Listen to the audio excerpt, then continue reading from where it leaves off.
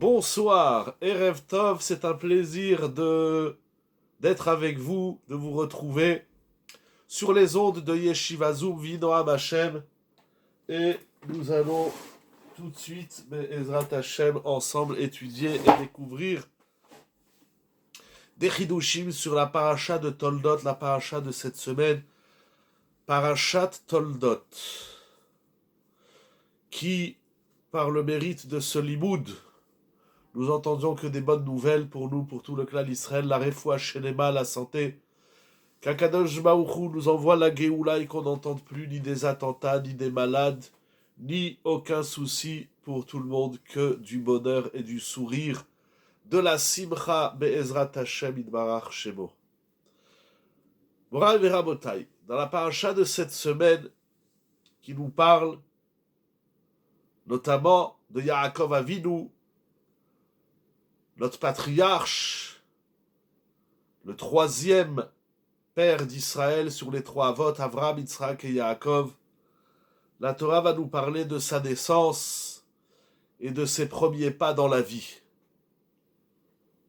Titen Emet le Yaakov. La mida de Yaakov Avinu, c'est le Emet. La vérité, on traduit en français. Cette mida importante, cette vertu qui marque Yaakov Avinu, est en réalité une des qualités d'Akadosh Baruch Hu, puisque Chotamo shel Akadosh Baruch Hu Emet. Le scellé, le sceau divin est le Emet.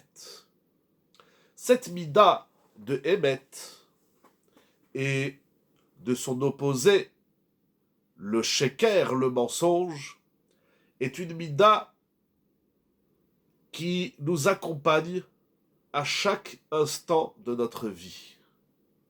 À la maison, au travail, dans le foyer, le couple, les enfants, dans la vie, il n'y a pas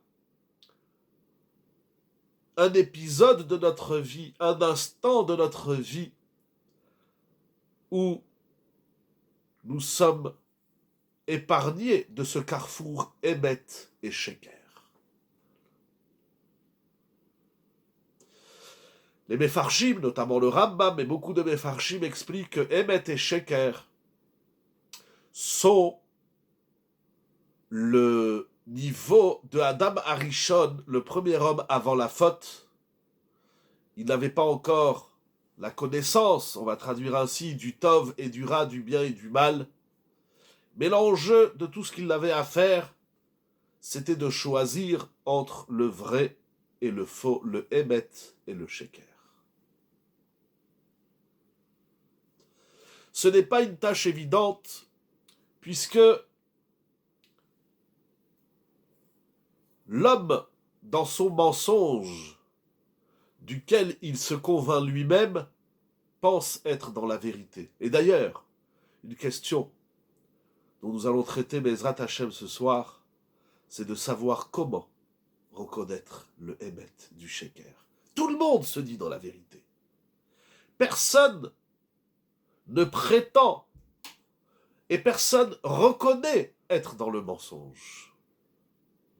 Jamais quelqu'un vous dira, tu sais, mon système, il est mensonge, il est Sheker. Lorsqu'on veut vendre du Sheker, on le fait au nom du Emet.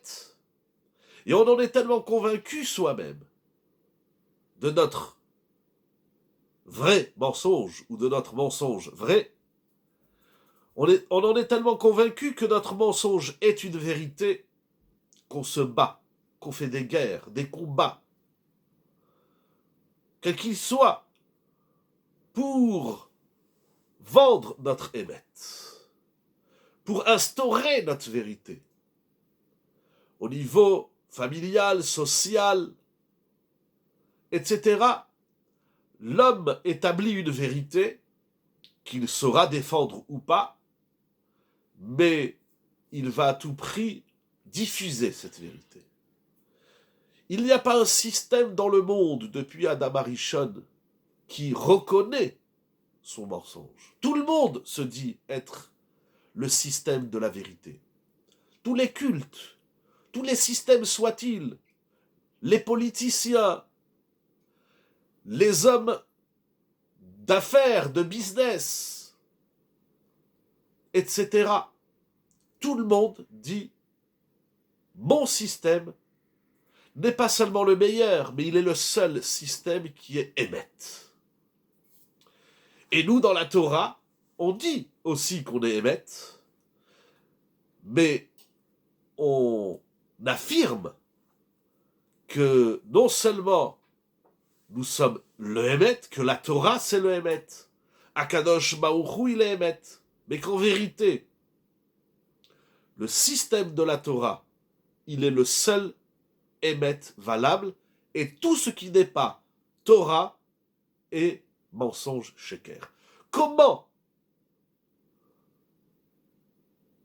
Par quel moyen, par quel outil on peut déterminer qu'une chose est vraie ou fausse, qu'une vérité n'est pas un mensonge? Comment reconnaître la vérité dans ce monde de mensonges, dans ce Alma des Shikra?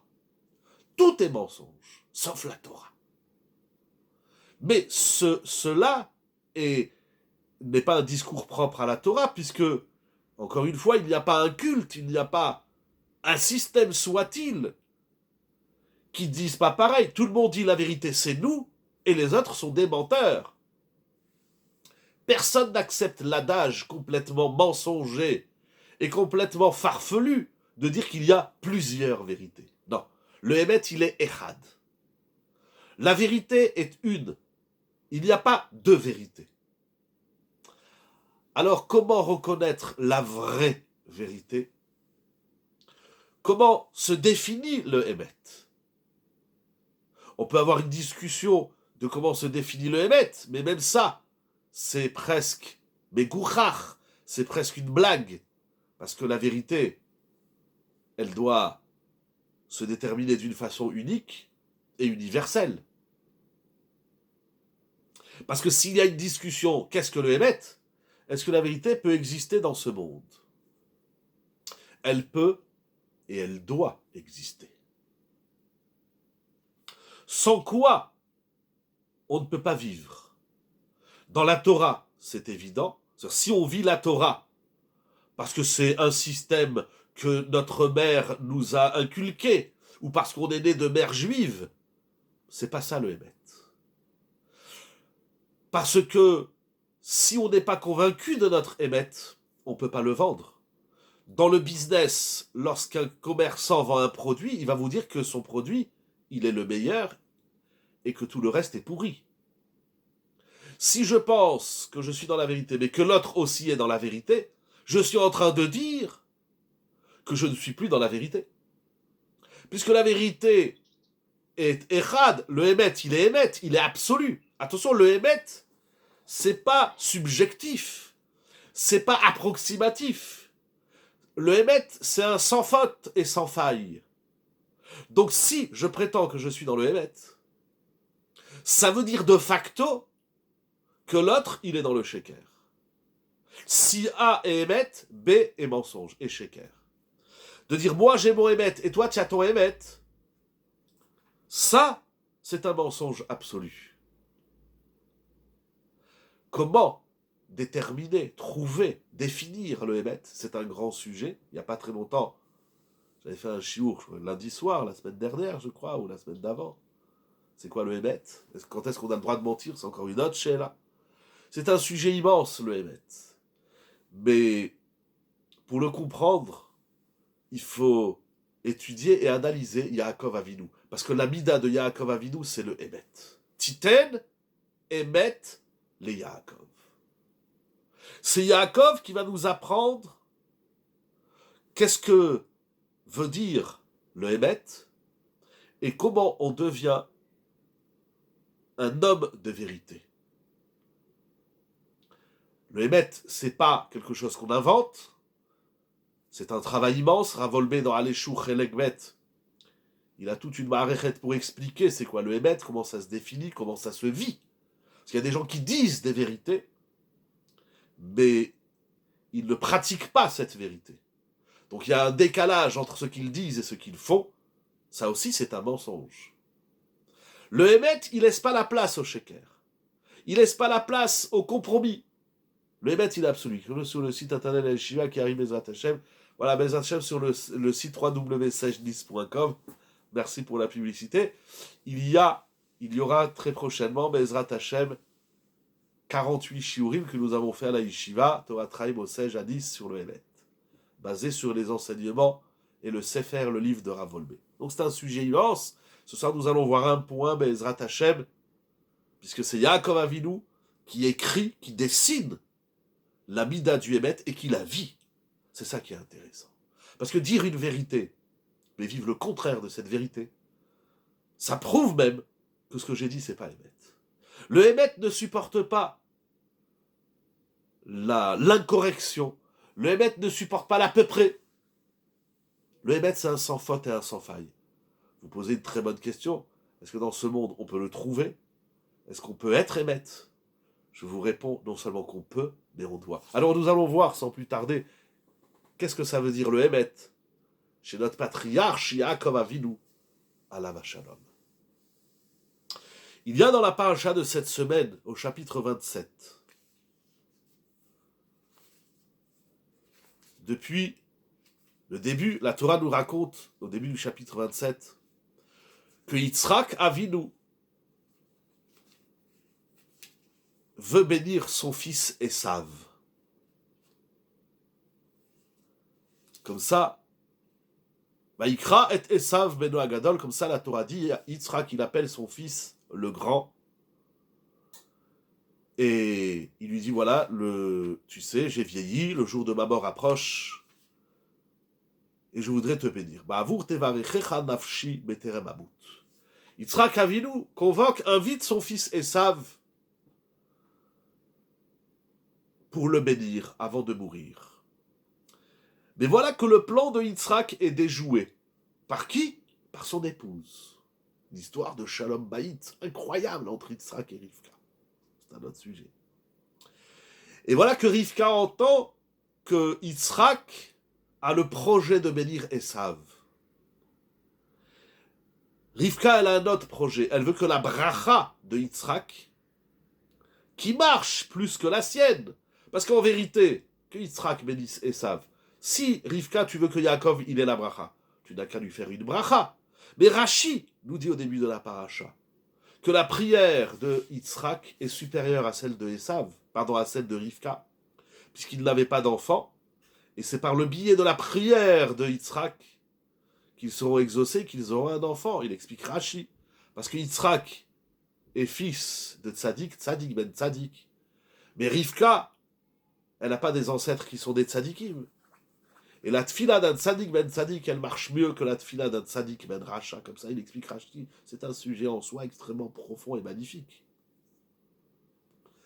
Donc Rivka, qui connaît le pouvoir de la prière de son mari, veut que la bracha de Yitzhak aille à Yaakov et non à Esav.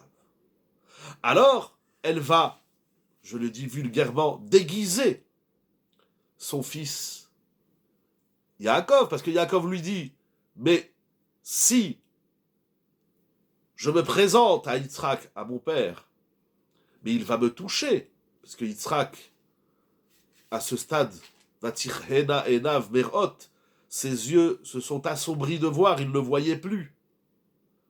Alors il dit, mais mon père va me toucher, et il va voir que je n'ai pas une peau semblable à celle de Esav. Alors, elle va vulgairement le déguiser. Vatika Rivka et Bigde Esav, elle va prendre les vêtements de Esav et elle va vêtir, va talbesh et Yaakov bena Katan. Mais Yaakov lui dit, Oula yemu sheliavi, peut-être que mon père va me toucher. Ve'aiti be'enav kimta'atea, et je serai à ses yeux, je paraîtrai à ses yeux tel un meta'atea. Qu'est-ce que ça veut dire un meta'atea? Il explique le Even Ezra que le mot meta'atea vient du mot migzerat to'e, keish shemat'e acher. Je vais paraître à mon père tel un imposteur, tel une personne qui trompe les autres. Si mon père me touche et il voit que je ne suis pas Esav, il va me dire, tu viens ici me tromper. C'est Gnevadat. Donc Yaakov, il a ici un problème de conscience. Je ne veux pas paraître à Yitzhak, mon père, comme étant un homme malhonnête. D'où sa mère lui dit, tu vas porter les vêtements de Esav. Et voilà qu'il est dit. Vayavo el aviv, au chapitre 27, verset 18. Donc Yaakov, vêtu des vêtements de Esav, vient vers son père. Vayomer avi, vayomer ineni mi atabeni. Qui es-tu, mon fils? Vayomer Yaakov el aviv, anochi Esav mechorecha, je suis Esav, ton aîné. J'ai fait ce que tu m'as dit, kacher di barta elai. Parce que Yitzhak avait demandé à Esav de préparer des mets. Et il y a une discussion entre Yitzhak et Yaakov, mais Yitzhak pense que Yaakov c'est Esav, il va le dire dans les psukim, et ensuite il va le bénir. Alors bien évidemment, la question saute aux yeux. Qu'est-ce qu'il dit ce pasouk? Vayomer Yaakov el aviv. Yaakov dit à son père, Anochi Esav bechorecha, je suis Esav ton aîné, j'ai fait asiti kacher di marta elai, et j'ai fait ce que tu m'as dit de faire. Tous les mefarshim de la Torah, Rashi en premier, mais tous les mefarshim sursautent sur ce pasouk. Comment se fait-il que Yaakov mente? Pourquoi Yaakov il ment? C'est très grave de mentir. Et comme nous avons dit en introduction, l'amida de Yaakov, c'est le Hémet. Alors pourquoi Yaakov dit « Je suis Esav, ton aîné, et j'ai fait ce que tu m'as dit » Premièrement, tu n'es pas l'aîné. Deuxièmement, Yitzhak ne t'a rien dit. Il a parlé à Esav, il t'a pas parlé à toi. Rashi dit quelque chose d'incroyable. Anochi Esav bechorecha. Il ne faut pas traduire ainsi. Il ne faut pas traduire « Je suis Esav, ton aîné ». Il faut traduire « Anochi, je suis ». Anochi abevinecha, moi je t'amène à manger. Ve'esav ou bechorecha. Et Esav, il est ton aîné. Il faut couper la phrase en deux. Anochi, Esav bechorecha. C'est inouï ce que nous dit Rashi.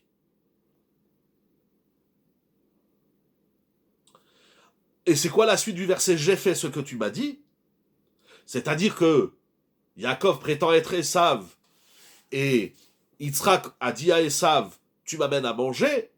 Le pasouk a l'air de dire, je suis Esav, non, je suis celui qui t'amène à manger, et Esav, il est ton aîné.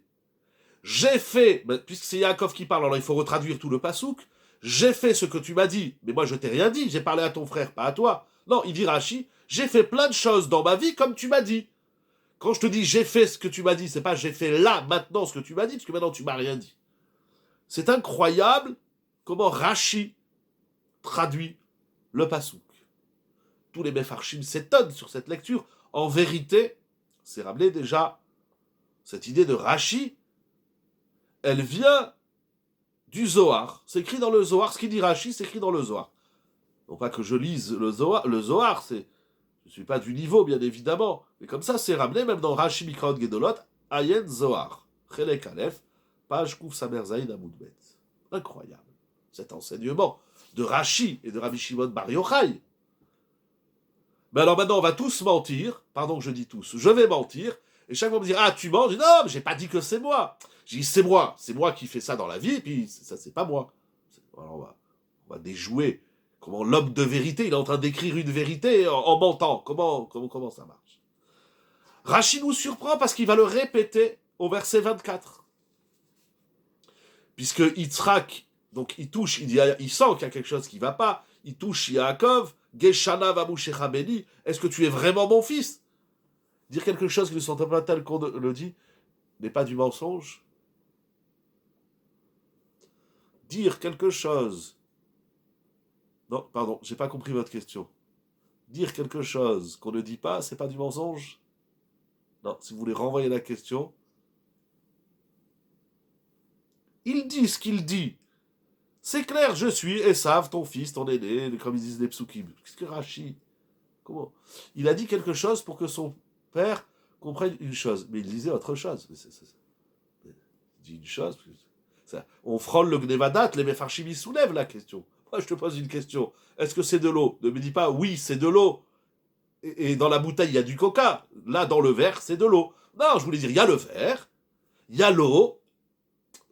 C'est quoi? On est obligé ici de dire un yesod, on est obligé ici de dire une définition, sinon on va dire n'importe quoi dans la vie. On va dire, moi, j'ai jamais dit ça. Toi, t'as compris ça. Le mensonge, c'est aussi comment l'autre, il entend. C'est pas seulement ce que je dis. Il y a un médamer et un shoméa. Si ce que je dis, l'autre, il le comprend de travers, c'est de ma faute. Comment s'écrit dans Pirkei Avot? Chachamim izaharu bedivrechem. Shelo, j'ai oublié la suite, fera tout ça ce qu'on dit. Si un Rav y parle et le Talmud il a compris à l'envers, c'est l'erreur du Rav, c'est pas l'erreur du Talmud. Si un fils il dit quelque chose à son père et son père il a compris à l'envers, et a fortiori, lorsqu'un père il parle à son fils, à son enfant, et l'enfant il a compris à l'envers, vous avez dit que pour rechercher le shalom, on peut mentir.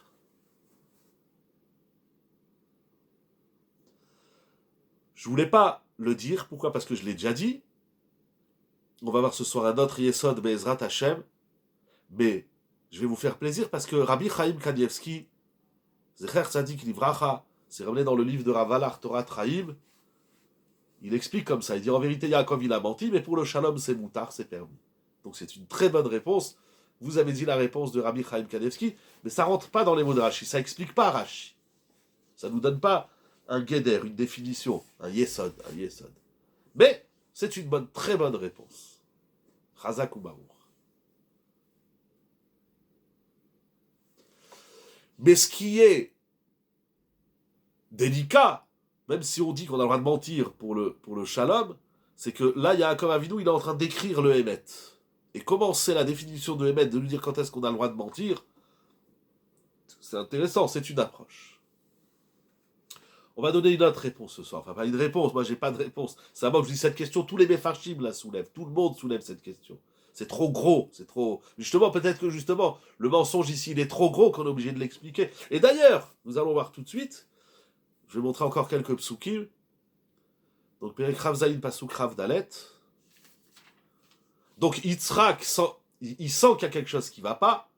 Quoi, comment, pourquoi? Vayomer Akol Kol Yaakov Ayadaim Yede Esav. Il dit, j'entends la voix de Yaakov, mais je touche les mains de Esav. Il y a ici un problème entre la voix et l'action, la parole et l'action.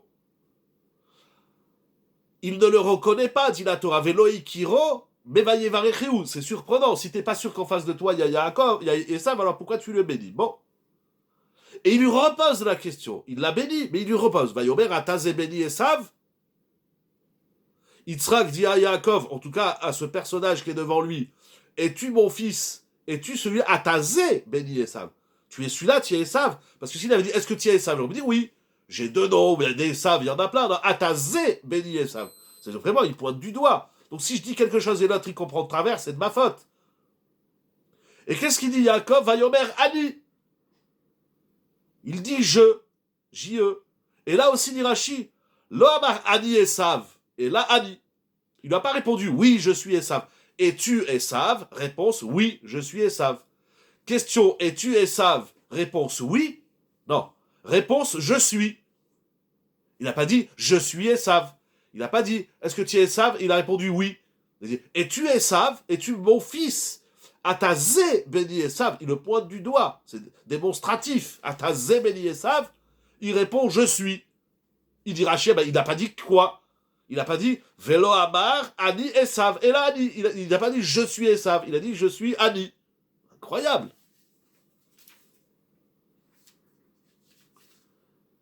Et ce qui est incroyable dans toute cette histoire, donc déjà Yaakov, avant de se présenter chez Yitzhak, il dit à sa mère, mais je vais paraître comme un imposteur, comme un métaatéa. Dans son discours, Rashi l'aménage, appuyé par l'enseignement du Zohar, il aménage les propos de Yaakov pour qu'on n'en déduise pas un mensonge, même s'ils sont bien que son père ne comprend pas. Et à la fin de l'histoire, bien sûr, donc il va le bénir, il va lui faire toute la bracha. Il y a Esav qui arrive, le vrai Esav. Et Esav, donc il vient, il amène à manger à son père, il lui dit, papa, bénis-moi. Mais là, il lui dit, comment? Mais je t'ai déjà béni. Aïe, aïe, aïe. Et là, Yitzhak lui dit, donc Esav il insiste, mais tu peux me bénir moi aussi. Qu'est-ce qu'il dit Yitzhak? Vayomer ba'achicha bemirma va'ikach birchatecha. Yitzhak, il dit à Esav, le vrai Esav maintenant qui se présente à la fin de l'histoire, il lui dit, ton frère est venu bemirma. On a l'habitude de traduire mirma, ramaï, la ramaout, par ruse. Donc, à la lecture des mots, Yitzhak dit à Esav, ton frère m'a roulé. Mais Rashi nous dit quelque chose d'incroyable. Là, il se base sur le Onkelos et sur Yonatan ben Uziel, que quoi? Qui disent Bechorma. C'est-à-dire, Yitzhak, qui dit pas à Esav, tu sais, Yaakov, il m'a roulé. Il dit, Yaakov, il s'est comporté avec Chorma. Donc, Yitzhak, il accepte la Chormatiyut de Yaakov. Hein, c'est clair, hein? Ok. Alors, si c'est clair, on continue. Vayomer, mais, alors, ce qui est incroyable, regardez le pasouk la Medvav, alors là, c'est magnifique. Vayomer, il continue Yitzhak, et il dit, pardon. Là, c'est Esav qui parle. Vayomer, Achi kara shemo Yaakov, Vayakeveni zepa'amayim, et bechorati lakar, vineata lakar birchati. Incroyable. Esav dit, alors dans Yonatan ben Uziel, c'est extraordinaire, il dit, maintenant je comprends cette vérité, bekushta, kushta c'est émet en araméen, kara sheme Yaakov, ush karbi, et il m'a menti. Alors, Yitzhak, il voit de la chorma, mais il faut comprendre, si tu comprends que ton fils il s'est comporté bechorma, pourquoi tu appelles ça de la ramaout? Il t'a pas trompé, c'est de la chorma. Quelqu'un qui est chacham, hein, c'est pas un ramaï. Alors, pourquoi pour féliciter Yaakov, pour dire tiens, Yaakov il s'est comporté avec chorma, il dit il est bémirma. Vous comprenez, c'est un problème. En tout cas, d'après Rashi, Yitzhak voit dans le comportement de Yaakov de la chorma, de la sagesse, mais Esav, il voit du sheker, du mensonge. Bekushta kara sheme Yaakov, il dit vous avez bien, c'est une vérité que vous l'ayez appelé Yaakov parce qu'il est un menteur. Vous comprenez? Le Bekushta et le Ushkarbi. Vous ne vous êtes pas trompé lorsque vous l'avez appelé Yaakov parce qu'il est un menteur. C'est incroyable. Ça, c'est un peu le schéma. Je pense que c'est clair. Alors, on va avancer. Rashi, la psychologie de Rashi, j'ai envie de dire, même mieux, comme j'aime dire, la thérapie de Rashi, c'est que Yaakov, c'est pas un menteur. Ah, maintenant, il y a des mots ou il y a des phrases. Alors, on va les aménager pour que Yaakov, il soit pas un menteur. Et comme je vous ai montré dans Rashi encore, c'est que Yitzhak, qui reconnaît la chorma, la finesse de sagesse de Yaakov. Alors, Yaakov, il tient un discours qu'il faut aménager, qui paraît être un mensonge, que Esav va dire, mais enfin, Yaakov, c'est un menteur. Donc, mais dans ce mensonge se cache la vérité. Yitzhak reconnaît la chorma, mais dans cette reconnaissance de chorma de Yaakov, il appelle ça Ramaï, il appelle ça Mirma. Comment on peut sortir quelque chose de tout ça? C'est très amok. Tous les Rishonim, les Mefarshim de la Torah, ils s'interrogent. Là, on est en train d'écrire. Là, on est en train de dessiner. J'ai même envie de dire, on est dans la gestation du Hémet. Le Hémet, là, il est en train de naître dans toutes ces psukim-là. Comment? Alors, je sais pas. Je vous propose la réflexion suivante. D'abord, il faut se poser une autre question. Hein, c'est clair, hein, je pense jusqu'ici. Ok, on avance. je me suis posé une question et j'ai vu que les Mefarshim la travaillent. Il y a une autre question. Laissons cette question de côté pour l'instant. Allons voir une autre question. Pourquoi? Je pose cette question vraiment comme un ignorant et en toute naïveté. Pourquoi Rashi va aménager les propos de Yaakov et de Yitzhak dans cet état d'esprit que Yaakov n'est pas un menteur? D'où Rashi sait que Yaakov c'est un menteur. Peut-être que Yaakov il a menti. Chazvé Shalom, bien sûr, Chazvé Shalom, mais d'où on voit qu'il n'a pas menti. Parce que c'est pas que Yaakov c'est un tzaddik qui ment pas, donc quand il ment, il faut expliquer qu'il n'a pas menti. Ou Rashi, quelle est la preuve, si vous voulez vulgairement, que Rashi a les Mefarshim pour dire que Yaakov il n'a pas menti. Peut-être il a menti. Ce serait très grave si Yaakov avait menti. C'est sûr. Je ne suis pas en train de dire que Yaakov il a peut-être menti. Non, c'est sûr qu'il n'a pas menti. Mais d'où on sait qu'il n'a pas menti? Alors, où c'est un axiome, Yaakov il ment pas, ça s'arrête là, ok. Il y a des Mefarshim qui vont dans ce sens, Yaakov il ment pas. Ah, maintenant il a menti, alors débrouille-toi pour dire qu'il n'a pas menti. Non. Ah, vous comprenez la question. Qu'est-ce qui suscite chez Rashi, et donc chez le Zohar aussi, bon le Zohar, j'explique pas, dit le Yodéa, je ne suis pas au niveau, mais qu'est-ce qui suscite cette lecture de la Torah de dire que Yaakov n'a pas menti? Il a eu peur d'être vu comme un imposteur. C'est l'interprétation de Esav. Alors attendez, il y a deux choses. Il a eu peur d'être vu. Ah, parce qu'il a dit Vaïti Benav Kimtaatea. Très bien. Ça, c'est un premier point. C'est juste. C'est-à-dire, il a dit à sa mère, mais on va me traiter d'imposteur. Mais on voit que sa mère. Alors, c'est pas suffisant, parce que sa mère, elle lui dit, ne t'inquiète pas, je prends tout sur moi, et elle le déguise en Esav. Et après, Yaakov, il accepte. Et il voit bien que son père, il est hésitant. C'est clair dans les psukim. Pardon, il y a une autre question qui est venue en même temps. Je ne l'ai pas lue, si vous voulez la... Je n'ai pas eu le temps de la lire, si vous voulez la renvoyer avec plaisir. Mais c'est quoi... Qu'est-ce qui a suscité... Où on voit qu'il n'a pas menti? C'est l'interprétation de Esav. J'ai pas compris qu'est-ce que vous voulez dire, excusez-moi. C'est quoi, c'est l'interprétation de Esav? Qu'est-ce qui est l'interprétation de Esav? Qu'il est menteur ou pas? Si vous voulez expliquer, qui suscite le mensonge.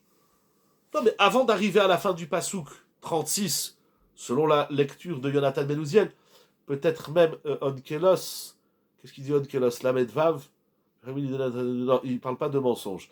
D'après Yonatan Ben Uziel, Vamar Bekushta Kera Shem Yaakov, Ushkarbi, il m'a menti. Mais c'est l'interprétation de Esav. Mais apparemment, elle est vraie, cette interprétation. On sent que, je dis, les Mefarshim, ils sont pas très contents avec Rashi de tordre. Ah, mais je crois même que le Even Ezra, je ne sais pas si je vais le retrouver, mais je crois que le Even Ezra, il va pas du tout comme Rashi. Attendez, on va essayer de le retrouver. Bon, je ne sais plus où il est, mais le Even Ezra... où est-ce qu'il est, le Even Ezra? Vous êtes... ou au contraire, il va comme Rashi. Ah oui. Khalila le Kazav Anavi, Rak ou Ken. Bon, je ne sais pas lire le Even Ezra, le Yodéa. Mais il y a plein de Mefarshim qui travaillent, le Rachaim, le Netziv, le Kli Yakar, donc tous les Mefarshim. Yitzhak accepte ce qu'a fait Yaakov du fait qu'il ne peut pas après bénir Esav. Oui, c'est ça que je dis. À la fin, il lui dit, non seulement il accepte, il lui dit c'est un Chacham. Donc il a l'aval de Yitzhak. Mais on sent bien, d'abord l'hésitation de Yitzhak pendant la bracha, mais même à la fin, pour lui dire qu'il est Chacham, il dit il est Mirma. Pour lui dire t'es un tibien, il lui dit c'est un voyou. Il parle à Esav, il dit ton frère c'est un voyou. Non mais même les propos de Yitzhak, il faut finalement dire non, c'est pas un voyou, c'est un Chacham. Pourquoi il parle à l'envers? On dirait qu'ils parlent tous en verlan dans cette paracha. Bien sûr, avec tout le respect de la Torah, bien évidemment, mais c'est dans la question vraiment en toute naïveté. Pourquoi il faut faire comme ça les choses? Il ne faut pas les dire clairement, ou il ne faut pas dire, je ne sais pas. C'est une très grande question, hein. Encore une fois, tous les Mefarshim de la Torah travaillent ça. Mais je me suis dit, si il y a cet état d'esprit de dire qu'il n'est pas menteur, c'est qu'on a vu dans les propos de Yitzhak une vérité.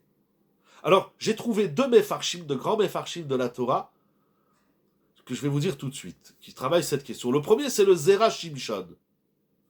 Le Zera Shimshon, il dit comme ça. Si Bémet, Yaakov, il voulait mentir, et si c'était un menteur, alors pourquoi il n'a pas changé sa voix?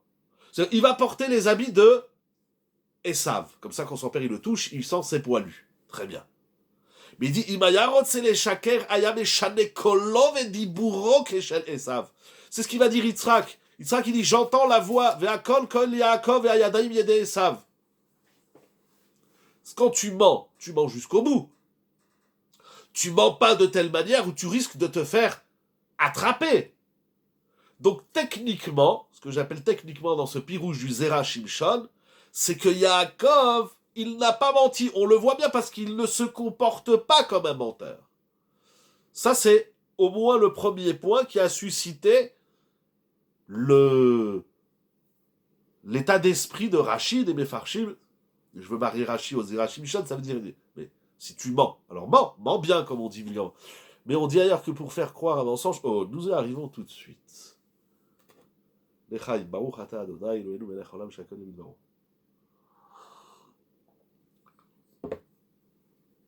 C'est possible.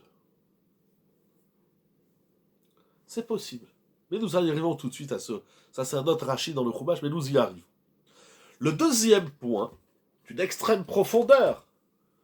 Je voudrais lire avec vous une phrase dans le Maharal, dans Gourarié, qui pose également la question: quelle est la preuve que Yaakov n'est pas un menteur? Et donc il travaille donc le Rashi au verset 19, qui a découpé la phrase de Yaakov, je suis celui qui t'amène à manger, et Esav, il est ton aîné. C'est pas moi, Yaakov, je suis Esav. Quand Rashi fait ce travail, il dit le Maharal, vous savez pourquoi Rashi fait ça? Et d'où Rashi sait que Yaakov, c'est pas un menteur? Il dit quelque chose d'incroyable. Deim loken, ech haya meshane le'aviv, velomar anochi Esav, ve'akadosh baruch hu soneh hasheker. Premièrement, il nous dit le Maharal, on est obligé d'aménager les propos de Yaakov, parce que sinon, on dit que Yaakov, il est un menteur, et c'est pas possible. Parce que Akadosh Baruch Hu dédaigne le mensonge. Comme il est dit dans Michelet au chapitre 12, verset 22, To'avat Hashem sifte sheker. Akadosh Baruch Hu a en abomination les lèvres mensongères. Premier point du Maharal. Deuxième point, Ve'er yekabel abrachot derer sheker.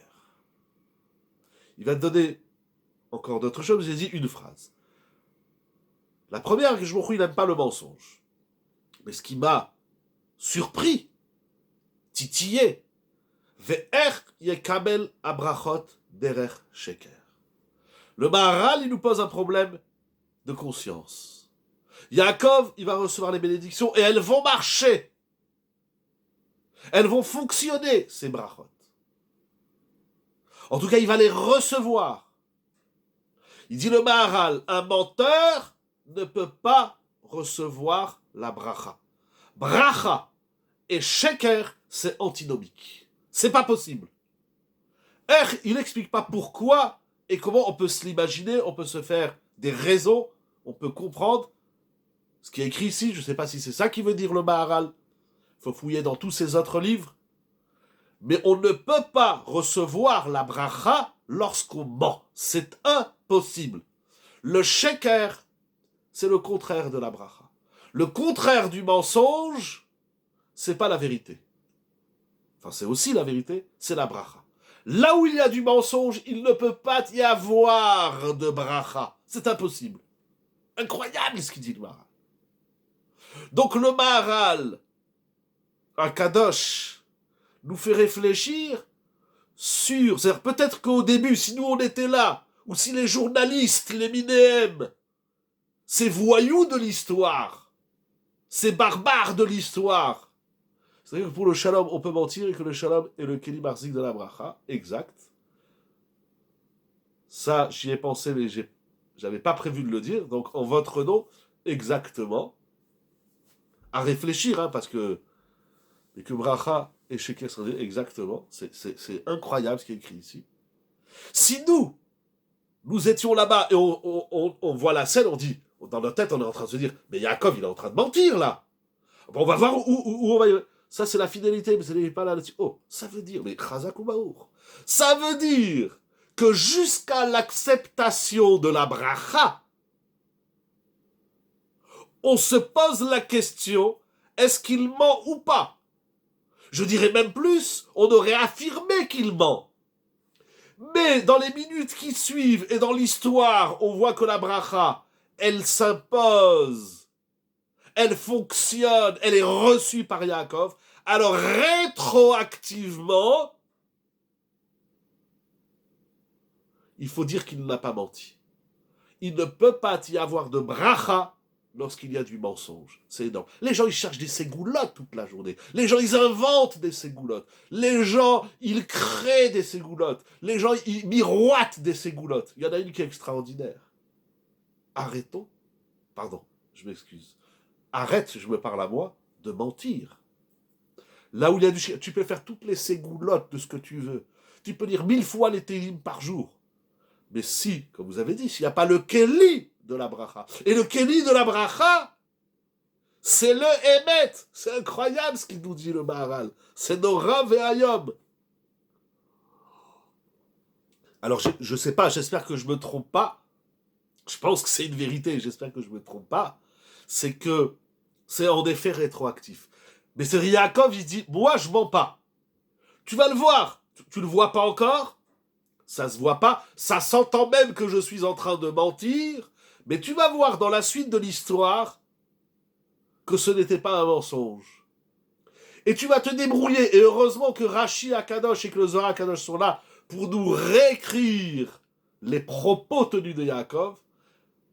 Mais c'est ce que j'appelle en lémafréa, c'est-à-dire en effet rétroactif. Si dans un quart d'heure, ce que tu fais, ça marche, c'est ce que tu as fait un quart d'heure avant, c'était bon. C'est incroyable ce qui est écrit ici. Jusqu'où ça va? C'est même dangereux de dire des choses comme ça. C'est Nora Ve'ayom. Alors, jusqu'où ça va? Jusqu'où ça va cette histoire? Avançons un peu. Il nous reste quelques minutes. Le Shem Mishmuel, dans la paracha de cette semaine, la vérité, normalement, je devrais m'arrêter là. On réfléchit 1 heure ou 2, on se retrouve. Donc, bracha, vérité, et l'inverse aussi. Non, bracha et vérité, ça va ensemble. Est-ce qu'on peut se servir concrètement de ça? Je dis, normalement, on devrait s'arrêter 1 heure ou 2, au moins 1 heure. Si quelqu'un a de la bracha, c'est que c'est un homme de vérité. Ah, attention. Attention. Il faut définir c'est quoi la bracha. Il faut expliquer c'est quoi la bracha. Donc, bracha égale vérité. C'est-à-dire quoi bracha égale vérité et l'inverse aussi? Ah, et vérité égale bracha, vous voulez dire bracha égale vérité et vérité égale bracha. Oui, si c'est ça que vous voulez dire, oui, tout à fait. Exactement. Je disais, normalement, il faudrait s'arrêter 1 heure, on mijote, on réfléchit, on écrit toutes les questions et tous les trucs, et puis on se retrouve dans 1 heure. Mais comme j'ai peur que dans 1 heure, eh bien, voilà, eh bien, alors on va avancer, et puis il faudra mijoter de ça. Non, c'est des très grandes questions, je sais, c'est extrêmement délicat. Mais vous savez quoi? On est obligé de faire un travail. Sinon on ment, c'est sûr qu'on ment. Tout le monde ment.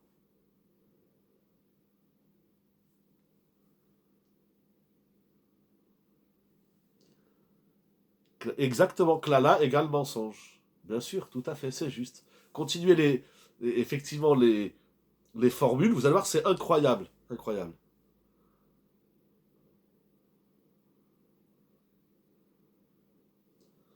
Incroyable. L'homme est koulosh karim, donc on ne peut pas avoir de bracha. Chazve shalom, il faut sortir du sheker. Vous vous rappelez de ma phrase, de mon slogan. La première vérité, c'est de reconnaître qu'on est dans le mensonge. C'est ça la première vérité. Tant que l'homme y croit être dans la vérité, tant que l'homme il est convaincu d'être dans le Hémet, c'est sûr qu'il est koulosh karim. Mais on sort de ce sheker. Et c'est précisément à l'intérieur, on avait déjà dit ça, c'est à l'intérieur du Alma des Shikra qu'on trouve le Hémet. C'est incroyable. Si c'est aussi simple, pourquoi en réalité c'est tellement compliqué le Hémet? C'est très compliqué, c'est pas simple le Hémet. Il faut le chercher, il faut le définir, il faut le travailler. J'ai donné tout à l'heure déjà une définition. Il faut Akol, Kol Yaakov et Adam et Esav, cette incohérence des propos tenus et des actes qui vont pas dans le sens de ce qu'on dit. Fais ce que je dis, ne fais pas ce que je fais. C'est un gros mensonge, c'est des mensonges vulgaires, c'est un grossier de la société. C'est l'homme qui a inventé tous ces mensonges. C'est pas simple de dire la vérité.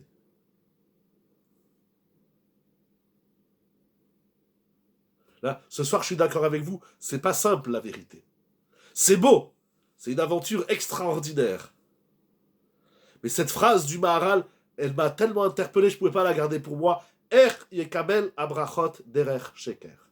La bracha, elle ne passe pas lorsque le cheminement est sheker.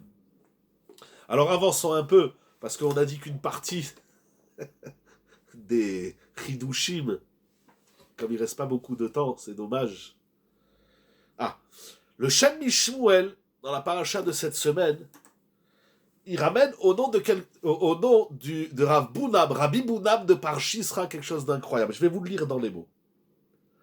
Al chez vous, ne pensez pas, chez Savayanire ke Ikar Megusham, que Esav paraissait comme un vulgaire homme de la société, on va dire comme ça. Et là, il y a la vouche levanim veomer Torah beshalosh seudot. Esav, il était habillé en blanc. C'est façon de dire qu'il était habillé comme un ben Torah, comme un vrai juif. Il faisait même de la Torah beshalosh seudot, ça veut dire il faisait chaque Shabbat 3 shiurim à chaque repas. Yitzhak, oh là là, Esav, c'est pas un vulgaire menteur. Esav, c'est Edom, qui va nous poursuivre jusqu'à la fin des temps, qui va tromper, il dit le Shem Mishmuel quelque chose d'incroyable, que jusqu'à la fin des temps, il va même tromper les malachim. Dans son mensonge, il arrive même à rouler, à mentir, à déjouer les anges. Et à la fin des temps, Esav, il va dire, c'est moi le Mashiach. Regardez le Shem Mishmuel, c'est incroyable. Il dit, c'est moi le Mashiach. Comme ça, il dit, jusqu'à ce qu'Akadosh Baruch Hu, il vienne et il démente Esav. Pour comprendre le mensonge de Esav, il faut aller très haut. Comme dit le Maharal Bemadrega Eliona. Il faut s'attacher à Kadosh Baruch Hu. Mais ça veut dire quoi tout ça? C'est là que c'est dangereux. Qu'est-ce qui est dangereux? Ce mensonge déguisé de Esav. C'est-à-dire que Esav lui-même, il se déguise. Et au nom de son déguisement, il vend une vérité qui va traverser le monde, la vie, l'histoire, jusqu'à et au-delà de la fin des temps. Et alors comment faire? C'est votre question. Qu'est-ce qui sort de ça, la Chalemaase? Je vais vous dire. Rachid en Bamidbar, d'aller aussi haut et d'être quand même dans le mensonge au nom de son déguisement. Alors, question par question, c'est ça qui est très dangereux. C'est ça qui est très dangereux. Mais vous savez, Esav, il a un problème. Il a plusieurs problèmes. Pardon, question, Esav, c'est Amalek. Exact. Et c'est quoi Amalek? C'est le sheker. Non, pardon, avant la question au nom de son dérangement, de son déguisement, on peut lui voler. Question par question, Mechila. Bien sûr. Mais vous savez quoi? Le problème de Esav, c'est que lui, il dit à Yaakov, tu es un menteur. Voilà. Comme on l'a lu dans Yonatan ben Uziel. Comme la Gemara nous dit dans Kiddushin, quand la possel, memoumo possel. Si le monde entier dit que les Juifs, on est des imposteurs, c'est que le monde entier, c'est eux des imposteurs. Parce que l'imposteur, il voit de l'impostérité, il voit vous m'avez compris, il voit du mensonge de partout. Si tu vois du mensonge de partout, parce que ce qu'on voit est le reflet de ce qu'on est. On ne voit ce qu'on est. Le monde est le miroir de nous-mêmes. Si le monde passe son temps à me dire que moi, je suis un menteur, alors le menteur, c'est toi. Yaakov, il dit pas, Esav, tiens, un menteur. Il lui dit, tiens, un rachat. Parce qu'il lui dit, tu veux pas la Bechora, c'est pas pour toi, le droit d'aînesse. Oui, tiens, un rachat. Mais il lui dit pas, tiens, un menteur. Enfin, j'ai pas rencontré, il lui dit, tiens, un menteur. En tout cas, ce soir, on a vu que c'est Esav qui dit à Yaakov, tiens, un menteur. Si je passe mon temps à dire à ma femme, tu mens, à mes enfants, vous mentez, en vérité, le menteur, c'est moi. Ça, c'est encore un point important. Avant de continuer, qu'est-ce qu'il dit Rav Huna? Bien sûr que c'est très dangereux. C'est-à-dire qu'on peut être dans la Torah et les mitzvot, mais divulguer du mensonge. Il y a tellement de choses à dire sur ça. Il ne faut pas que je dise trop et tout, parce que je voudrais finir avec des phrases très très importantes pour savoir où il est le Hémet. Pardon, il y avait une autre question. Si Esav, au nom de son déguisement, on peut lui voler les brachot qui ne peuvent se poser sur lui. Alors, c'est une bonne question. C'est une très bonne question. C'est un chiour entier là ce que vous dites. C'est un chiour entier. C'est au moins 1 heure si c'est pas une nuit. Ça, c'est une bonne question. Peut-être même que Yaakov, il a sauvé ça. Mais bon, je ne veux pas dire trop de choses sur ça. C'est une très bonne... Restons dans votre question. Parce qu'il ne me reste pas beaucoup de minutes. Je ne suis pas payé à la minute. Je ne suis pas payé du tout la brioute que je vous dans la bracha à tout le monde. Et au contraire, et au remerciement de vos engagements et de votre recette, que je vous comble de bonheur. C'est une très grande question. Restez sur la question. Mais oui, c'est ça. Ça veut dire, c'est pas. Ça y est, je suis dans la Torah, je suis dans les Hémet. Moi, quand je rencontre des gens, par exemple, il n'y a pas si longtemps que ça, il y avait une jeune fille qui était en cours de conversion. Alors, en plein chiour, vous vous rappelez les dames qui étaient là. Je lui dis, mais pourquoi voulez-vous convertir? Elle m'a dit, je viens chercher la vérité. D'où tu sais que la vérité, elle est là? Parce qu'on t'a dit que nous, les juifs, on est la vérité et que les autres, c'est pas la vérité. Ça, c'est pas une vérité. Ça, c'est Pupil. Ça, c'est pas Ribatch. Ça, c'est pas ça du Hémet. Si tu sais pas dire que le Hémet, il est là, il est pas là-bas, alors tu cherches pas le Hémet. Ou les balais de Chouva, ouais, j'ai eu un élan de vérité. Ça, c'est du pipeau. Et Sav, il était dans la Torah à fond. Hein. Et Sav, c'est pas le chef de la mafia. Et Sav, il dit Rav Bounam de Parchisré. Et Sav, il n'est pas le chef de la mafia. Bien sûr, c'est très dangereux. Ravolbé, il s'en plaint souvent dans Aléchour. On peut être dans la Torah et les mitzvot et être à côté de la plaque. C'est pas shoot, ça. C'est une vieille histoire. Alors, comment? D'abord, est-ce qu'on la cherche, la vérité? C'est cette réalité qui fait trembler, Mais attention! Vous savez, j'aime dire une chose. C'est pas une vérité, ce que je vais vous dire, mais j'aime le dire ainsi. Quand on est dans la Torah, on encourt des grands risques. C'est la Gemara, elle le dit clairement dans ma Sechet Kiddushin, Zacha, Lo Zacha, Na'asit Lo Sambavet. Celui qui n'est pas dans la Torah, c'est sûr qu'il est dans le mensonge. Quand on est dans la Torah, on prend le risque de trouver la vérité. Vous comprenez la mirma que je vous dis. Bekitsour. Donc quelle est la différence entre le menteur et le Hémet? Rashi dans Bamidbar, vous l'avez ramené tout à l'heure, Chazak ou Baour dans Perek Yud Gimel, Pasuk Rav Zayin, il dit que le menteur, il prend le Hémet pour mentir. Parce que chaque mensonge qui n'est pas animé d'un peu de vérité, on avait fait un chiour. Ça, si vous retrouvez le titre et vous voulez, et merci beaucoup de ce que vous faites, et le publier avec plaisir, j'avais fait un chiour comment Rachid nous explique comment mentir. Je ne me rappelle pas la réponse, il faut que je réécoute le chiour. Il doit être sur YouTube quelque part. Peut-être même c'est dans Bamidbar Perek Yud Gimel. Peut-être que c'est dans Shelar, je crois. Je crois même que c'était cette année. Mais Kitsour, Rachid dit le menteur, il prend la vérité. Il met la vérité au service du mensonge. Ah, si ça c'est le menteur, alors celui qui est dans le Hémet, il fait le contraire. Il prend le sheker et il le met au service.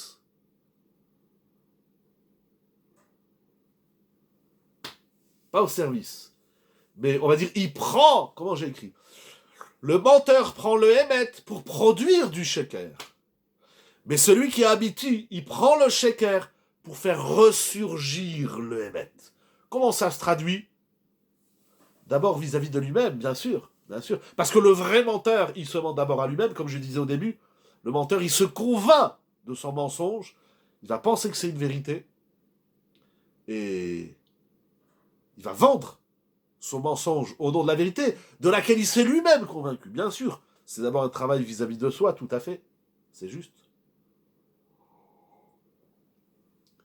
Donc, inspiré de Rabbi Bounam et de ce Rashi dans Bamidbar, je comprends que le menteur, il prend la vérité, parce que tout mensonge qui n'est pas un peu imbibé de Hémet, il ne tient pas. Donc le menteur, il prend le Hémet, et il le met au service du sheker, pour que son mensonge passe. Il va utiliser le Hémet pour mentir, alors que celui qui habite, il prend le sheker pour faire ressurgir le Hémet. Halacha lemaase, et concrètement, c'est pas un chiour de halacha, qu'est-ce qui nous sort de tout ça? Au-delà de la réflexion, que personnellement je trouve passionnante, il y a encore beaucoup de choses à dire, à réfléchir, mais je voudrais dire avec vous 2 phrases exceptionnelles d'un grand maître, qui est niftar il n'y a pas très longtemps, qui va nous permettre de manière concrète sortir quelque chose de ce discours, qui a encore beaucoup à dire, hein. C'est vraiment des têtes de chapitre que j'ai partagé avec vous, des réflexions à réfléchir, on est loin du bout du Hémet. Ravolbé dit le Hémet, il faut le chercher. Les gens qui pensent que tout savoir et avoir des réponses à tout, ça c'est pas du Hémet, c'est du carnaval, c'est n'importe quoi. J'étais en Eretz Israël la semaine dernière et en fouillant dans les librairies Kodesh, bien évidemment, à Yerushalayim Ira Kodesh, j'ai trouvé, Baruch Hashem, un livre extraordinaire d'un grand maître qui est niftar il n'y a pas très longtemps. Je ne sais pas si ici j'ai la date, mais il est niftar il n'y a pas très longtemps. Rabbi Israël Eliyahu Weintraub, Zecher Tzadik Vekadosh Libracha, dans son livre Igerot Da'at. Et à la page 8 et à la page 43, il écrit 2 phrases. On va d'abord faire la 8 après la 43, qui sont primordiales dans toute cette soulia. Ils sont plus que primordiales, elles sont essentielles, elles sont vitales. Je vais vous les dire. La première phrase, il dit la chose suivante. Tsarir sheteda. Il faut que tu saches, nous dire à Weintraub, à la Shalom, Shesvara mavrika, zelav davka svara amitit besugia. Velo leitpael mihavrakot. Il écrit la chose suivante. Lorsqu'on étudie la Torah, on découvre, on cherche, on approfondit la parole d'Akadosh Baruch Hu et la parole des Chachamim Akdoshim, des Tanaïm, des Amoraïm, des Rishonim, etc. On apprend, on découvre, on approfondit, on cherche, etc. Tout le travail de l'étude de la Torah, de la mitzvah d'étudier la Torah. Étudier la Torah, c'est pas prendre un livre et lire. Ça s'appelle pas étudier, ça s'appelle bouquiner, ça s'appelle, voilà, au lieu de lire des journaux qui servent à rien et qui se répètent depuis des millénaires, alors ça s'appelle pas étudier la Torah. Lorsqu'on étudie la Torah, on affine, il parle beaucoup le Rav, Alav Shalom, notamment dans son commentaire sur le Maharal Netiv Torah, de la hadinout, de la délicatesse, de l'étude, de l'information qu'on apprend, il y a une hadinout. Et on forge notre esprit à travers l'étude, on le construit, on se construit automatiquement. Mais à un moment donné, on cherche, ou on entend, ou on produit ce qu'il appelle svara mavrika. Une explication, un commentaire brillant. La poudre aux yeux. Il dit, tu dois savoir que ceci n'est pas systématiquement une explication vraie. En d'autres termes, ce n'est pas les flashs, ce n'est pas ce que j'appelle vulgairement le folklore de la Torah, et même si on le dit au nom de la Torah, et même si on le trouve dans la Torah, c'est pas systématiquement de la vérité. La vérité, elle se trouve pas dans les choses qui en mettent plein la vue, pour rester poli. Le Hémet, il se trouve pas là où la lumière attire les mouches et les moustiques et les insectes. Voilà. Et donc, lo leitpael mi avrakot. Avraka, c'est un flash. Les gens, ils sont émerveillés. Ouah, tu as vu, il y a un grand rabbin qui a dit que si tu fais ça, alors... Lo leitpael. Il ne faut pas s'emporter. Voilà. Mais j'aime dire aussi, puisque vous parlez de la simplicité, là, je suis d'accord avec vous, il est très dur d'être simple. C'est pas évident. Parce que l'homme, il aime se montrer. On est dans la société de se montrer. On est dans le... À qui on mettra le plus des... Voilà, de la poudre, voilà. Donc, comme vous avez dit au départ, que tout celui qui trouve une vérité, il veut la diffuser, c'est pas forcément vrai. Exactement. Qui dit émet, dit tsniout. On dit pas la vérité à tout le monde. On dit pas la vérité n'importe où. On dit pas la vérité pour se faire voir, ou pour montrer qu'on a des choses à dire et à faire, etc. Lo le itpael mi avrakot. Il ne faut pas systématiquement s'émerveiller face aux brillances, aux feux d'artifice, même si c'est au nom de la Torah. Mais c'est écrit, c'est la Torah. Il ne faut pas que j'en dise plus, Mechila. Voilà. On entend quelque chose, on a un projet de Torah. J'aime rappeler, parce que je l'ai relu dernièrement, que Rabbi Chaim de Volojine, Zechuto Yagen Alenu, il a eu il y a 2 siècles à peu près le projet de monter une yeshiva. C'était nouveau en Europe, dans le monde entier, ça n'existait pas les yeshivot. Il a créé la yeshiva de Volojine.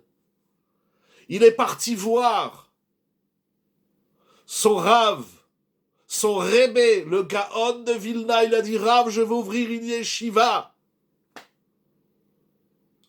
Et le Gaon de Vilna, il lui a dit, n'ouvre pas de yeshiva. Pourquoi? J'ouvre une yeshiva. Je ne vais pas ouvrir un magasin. D'abord, il n'y a rien de mal d'ouvrir un magasin. Je ne veux pas ouvrir une discothèque, Chazvé Shalom. Je veux pas... Je sais pas... Je veux faire une yeshiva. Le Gaon de Vilna, il a interdit à son élève d'ouvrir une yeshiva. Vous vous rendez compte? Je ne comprends pas ce que ça veut dire. Il en parle d'ailleurs à Weintraub aussi. Je ne sais pas si je vais retrouver la lettre, si c'est dans ce Sefer, mais il en parle. C'est incroyable. Mais c'est une yeshiva, on va étudier la Torah. Mais qui c'est qui t'a dit que toi tu dois ouvrir une yeshiva? Tu sais c'est quoi ouvrir une yeshiva, etc. Il dit, reviens l'année prochaine, on verra. Il est revenu l'année suivante, il a dit, Rabbi, je vais ouvrir une yeshiva. Il a dit, maintenant tu peux ouvrir ta yeshiva. Et si je ne me trompe pas, même c'est Rav Weintraub qui dit que, si je l'ai lu dans Rav Weintraub ou dans un autre Sefer, qui dit que le Gaon de Vilna, il a dit peut-être que Rav Chaim, il est trop emballé, il est une yeshiva, mais fais attention. La Torah, la Gemara, elle dit la Torah, c'est klis chouchit, c'est fragile, comme du cristal. Il n'y a rien de plus beau que le cristal, il n'y a rien de plus cher. Mais si tu ne sais pas l'utiliser, tu vas l'abîmer et tu vas te faire mal. Au nom de Dieu, au nom de la Bible, des millions d'hommes sont morts sur terre, à tort. Morts physiquement, morts spirituellement. Lolit, tu entends quelque chose, tu as un projet de Torah. Une seconde, on s'assoit, on réfléchit, on vérifie d'abord tous les aspects de Halacha, de Dato. On est bientôt Purim, dans encore quelques mois, je rigole, mais il faut se préparer à Purim. Mordechai a dit, on ne va pas au repas d'Achashverosh. Mais Rav, c'est kasher, c'est la méadrine. Mordechai, il a dit, on va pas au repas d'Achashverosh. Il a vu des choses que personne n'a vues. Au point que personne ne l'a écouté, au point que d'après une version dans la Gemara, c'est ça qui nous a valu le décret barbare et sanguinaire de Haman. Mordechai, il t'a dit, on va pas au repas. Qui c'est qui l'a écouté? Personne. Plusieurs années après, il est venu Haman, il a dit, je veux tuer le clan d'Israël. Pourquoi? Parce que le Rav, il t'a dit qu'on va pas là-bas. Point. Tu veux comprendre, viens au Beth Midrash. Il y a une finesse. Mais c'est pour le shalom. Alors va lui demander à Mordechai, il va t'expliquer pourquoi il ne faut pas aller. Si le Gadol Hador, il dit ça, on fait pas, eh ben on fait pas. Et s'il dit ça, on fait, eh ben ça, on fait. Tu veux ouvrir une yeshiva? Mais c'est une yeshiva. Rien de plus noble d'ouvrir une yeshiva. Seconde. Be'adinout, be'chochma, be'ishuv da'at, etc. Et enfin, mon rêve et Rabotai, pour terminer, il y a tellement de choses à dire sur cette phrase qui est magnifique de Rav Weintraub. Zecher tzadik ve'kadosh libroche. Il dit, alors là, j'ai vibré quand j'ai lu cette phrase. Je vous souhaite de passer une bonne nuit, Bezrat Hashem, un beau Shabbat. Et que ça soit comme ça toute la vie, encore plus. Ve'haikar. Ve'haikar. C'est quoi l'essentiel, nous dit Rav Weintraub? Lo lachshov. Ne surtout pas penser et croire. Chez Achayim, yenchu kefi retzonecha. Que la vie se déroulera comme toi, tu as décidé. Mimar shavazo. Parce que ceux qui pensent comme ça, la vie, c'est moi qui l'ai défini. Les gens à principe, les gens qui ont déjà tracé leur vie de maintenant jusqu'à la fin des temps et au-delà. D'une telle pensée, ne'evdu, avec Aleph, ne'evdu rov ha'olam rachamana litzlan. Je lis pas la suite de la phrase. De cette pensée-là, de cette optique de vie, la vie, elle doit se dérouler comme moi. Je l'ai décidé. C'est un des plus gros mensonges qui a détruit la majorité du monde depuis le début de son histoire, nous dira Weintraub. C'est pas une vérité, ça? Alors, Yehi Ratson, parce qu'il est déjà très tard, il y a beaucoup à dire encore, et voilà, on va mijoter un peu tout ça, mais Ezrat Hashem Kakadosh Baruch Hu, ils nous permettent de comprendre, de trouver le sheker qui est en nous. Parce que si on ne trouve pas le sheker qui est en nous, on va parler, on va prendre la Torah pour excuser, prétexter, pour enjoliver notre sheker. Et ça, c'est très dangereux. Alors, il faut découvrir. Le premier pas du Hémet, c'est de reconnaître qu'on est menteur. On est haïté, on est pas avec Z, on est menteur. C'est très dur, ça fait mal, mais c'est libérateur. On se sent plus léger. Pourquoi il n'y a pas d'association entre Sheker et Yetzer Hara? Je ne sais pas pourquoi vous affirmez qu'il n'y a pas d'association. Parce que j'ai envie de dire que le Yetzer Hara, il est Kulo Sheker. D'ailleurs, mais il est tard, je ne veux pas Mechila trop tarder. D'ailleurs, le Rambam, que j'ai cité au début, qui dit que... Non, pardon, j'allais dire une bêtise, excusez-moi. Merci là pour ce... Non, merci beaucoup, merci à vous, Todarama. Non, j'allais dire une bêtise, je retire ce que je viens de dire. Je ne sais pas pourquoi vous dites qu'il n'y a pas d'association, je n'ai pas parlé de ça, mais peut-être que le Yetzer Hara, il est cool au Sheker. Le Yetzer Hara, c'est l'ange du Sheker. Donc, dans votre chiour de ce soir... Ah oui, j'ai pas parlé du Yetzer Hara, il m'intéresse pas, moi je parle plus du Yetzer Hara, je veux parler du Yetzer Hatov. J'ai déjà parlé du Yetzer Hara pendant 13 ans, depuis le jour de ma naissance jusqu'à ma bar mitzvah, j'ai parlé du Yetzer Hara. Non, je rigole un peu, mais j'entends votre question, moi j'ai pas parlé de Yetzer Hara, oui. J'ai pas dit que mon chiour il est complet, j'ai pas dit que ce que je dis, c'est ça qu'il faut, c'est ça le Hémet, c'est ce Hémet qui me permet d'avancer, de me faire réfléchir sur le Hémet que je crois être une vérité. Mais j'ai pas... Je vous dis, il y a encore beaucoup à dire avec ces deux phrases, mais j'en ai plus de voix, je sais pas pourquoi. Voilà, qu'Akadosh Baruch Hu vous comble de bonheur, des cascades de bénédictions, des cascades. Comment on sait si notre vision qu'on acquiert dans la Torah Hémet? C'est ça la question que j'ai demandée il y a à peu près 1 heure, il faudra réécouter le chiour. D'abord, pas de Havrakot, et pas de comment dirais-je, vous savez, une vérité, elle s'impose à personne. Les gens qui disent, c'est comme ça, je te dis, c'est ça la vérité, ça vous prenez, vous le jetez à la poubelle. Voilà. Si on laisse pas la place à cette Torapie, eh ben, la Torah qu'on a, elle est sheker de A à Z. Ça fait mal. Les Français, ils comprennent pas ça. Il y a une tmimout qui est pure et valable chez les Français, mais dès qu'ils entendent quelque chose d'un rave, alors tout de suite, c'est valide. C'est pas comme ça. Faut faire attention. Faire très attention. Je voudrais terminer parce que vous me posez des questions, moi j'aurais arrêté depuis un moment, mais le Khatam Sofer dit quelque chose d'incroyable. Il dit, si tu dis un Dvar Torah duquel tu n'es pas au niveau, ça s'appelle un mensonge. Si ce que tu dis au nom de la Torah, mais toi-même, tu n'es pas au niveau de ce que tu dis. La Torah, c'est pas que intellectuel. La Torah, c'est pas que des svarot. La Torah, c'est pas que du sechel. Amen.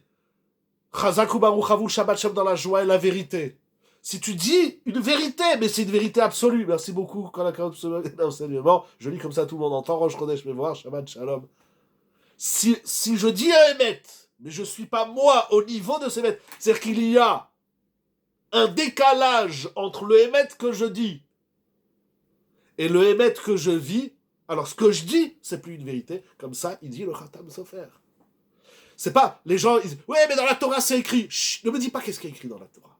Ne me dis pas ce qui est écrit dans la Torah. Attends. Non, mais aujourd'hui, la patience, le on se montre, etc., c'est le problème de la société, c'est le problème de l'homme depuis toujours. Mais on s'en fout, on n'est pas là pour dire les problèmes. Voilà, j'espère qu'on a amené quelque chose de brillant. Mais comme a dit Rav Weintraub, il faut pas s'emballer. Voilà, il faut réfléchir. Voilà. C'était vraiment un exercice, pardon que je le répète, un exercice de thérapie à travers notre patriarche Yaakov Avinu. Et voilà, j'espère que ça vous a un peu dérangé dans vos vérités, dans nos vérités. Moi, ça m'a complètement... ça m'a envoyé dans je sais pas où. Ça m'a fait prendre conscience de mon sheker. Parce qu'on est bourré de sheker. Bourré. Alors qu'Akadosh Baruch Hu nous donne l'esprit, la chorma, pour produire du émet, déjà vis-à-vis de soi, comme vous avez dit tout à l'heure. Et si ça rejaillit pour les autres, et si on peut faire participer tout le monde, alors c'est une mitzvah. Amen chez vous aussi. Que là, rappelons-nous ce maral, mais gigantesque. C'est là qu'on va trouver la bracha. Cette bracha que je vous souhaite, Shabbat Shalom Mevorach, Rosh Chodesh Mevorach, des cascades de Emet. Donc qui dit Emet dit bracha.